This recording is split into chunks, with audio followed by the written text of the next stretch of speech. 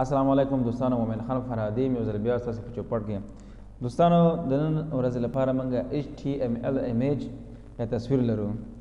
د HTML د تصویر یا IMG یا ایمیج ټیګ چې IMG د ایمیج مخفف دی دوستانو، او تصویر ته یا عکس ته ویل کېږي.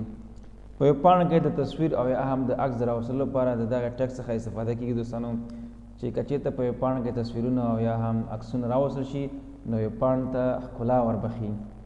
تصویر ټیګ ځینې ځانګړتیاوې یا خاصیتونه دوستانو په لاندې ډول دي. دوستانو دا د تصویر یا ایمیج ټیګ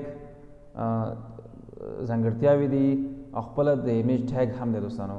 مکمل مجموع دې ته ټول ته د ایمیج ټیګ ویل کېږي. په شروع کې دغه IMG ایمیج یا تصویر په معنا دی، سورس یا SRC د تصویر منبع یا عدس په معنا دی، د تصویر د منبع یا ادرس په معنا دی، او دغلته په -- یا فاصله چې کوم دلته لیکل شوې ده په دغه ځای کې د هماغه تصویر چې موږ په خپل ویب پاڼه کې راولو د هغې ادرس یا موقعیت لیکل کېږي دوستانو. بل موږ لرو الټ چې دی د الټرنیټیو مخفف دی، معنا چې اختیاراً که چېرته فرض مثال د انټرنیټ د کنکشن له وجې یا تصویر په خپل موقعیت باندې نه وي، چې کله تصویر نه ښکاري نو د هغې په ځای بیا دغه خط کوم خط هغه خط چې موږ دلته لیکو یا ټایپ کوو هغه به موږ ته راښکاري دوستان. راځئ د ایمیج ټیګ په عمل ډول کار وکړو. راځو IMG SRS یا SRC مساوي کېږي د دغه منځ کې به د هماغه تصویر ادرس ولیکو. د تصویر د راوستلو لپاره زه ګوګل ته ایمیجز ټایپ کوم، د دې ځینې یو ایمیج راخلم، هر یو ایمیج ستاسو خوښي فرض دغه ایمیج د همدغې ادرس رایټ کلیک به پرې وکړم، کاپي ایمیج لینک، بېرته به لاړ شم خپل ایډیټر ته، کنټرول V، دلته هماغه ادرس یې ما ټایپ کړ. اوس لیکم چې الټ مطلب دا دی چې یعنې د همدغې تصویر یا یوې پاڼې که چېرته دغه تصویر راښکاره نه شي نو د هغې په ځای چې کوم خط دلته لیکم هغه راښکاره کېږي.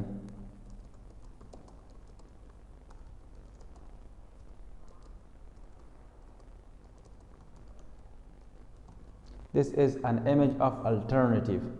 دا اوس ذخیره کوم دوستانو.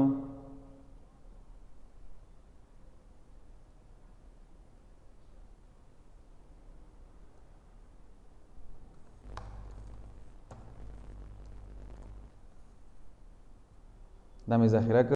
راځئ دوستانو اوس په هماغه خپل ویب پاڼې باندې کلیک وکړو، راخلاص یې کړو. ګورئ دوستانو دغه د image.html په نامه سیف کړو. دا د هم تصویر په ویب پاڼه کې څنګه موږ تصویر راوستلی شو. راځئ دوستانو اوس د همدغه تصویر په ادرس کې یو څه تغیرات راولو چې تر څو دغه تصویر موږ ته راوانخلي. چې راوانخیستو نو د هغې په ځای بیا هماغه خط چې موږ ټایپ کړی و لیکلی و هماغه بیا راښکاري. دا به سیف کړم زه، لاړ به شم بېرته خپل ویب پاڼې ته. ونیولې دوستانو دغه هماغه تصویر چې راښکاره نه شو د هغې په ځای دغه خط راغی. This is an image of alternative. دوستانو یوه بله خبره ده چې د ایمیج ټیګ کلوزنګ ټیګس یا پای ته رسېدونکې ضمیمې نه لري. دوستانو موږ کولی شو هم د تصویر څخه د اینکر ټیګ په صفت ترې کار واخلو، یعنې که چېرته به د تصویر باندې څوک کلیک کوي د همدې صفحې یا ویب پاڼې یوې برخې ته یا هم بل ویب پاڼې ته موږ کوم چې ادرس د هغې شاته ټایپ شوی لیکل شوی دی انتقالوي یا وړي. ښه دوستانو راځئ چې د HTML د ایمیج ټیګ څخه د اینکر ټیګ په صفت استفاده وکړو، ترېنه کار واخلو. دلته موږ ټیګ سټارټ کوو، شروع کوو. href چې هایپر ریفرنس کې دلته د فرض راځو د ګوګل ادرس لیکو